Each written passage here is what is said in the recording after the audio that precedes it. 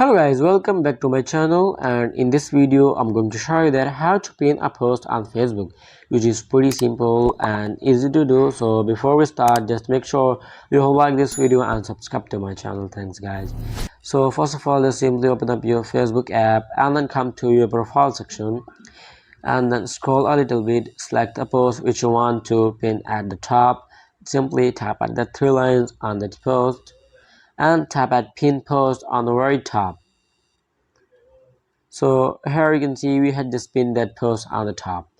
So if you want to unpin it, just simply again tap on the three dots and tap at unpin post. So refresh the page to see the changes. Here you can see we had just simply unpin it.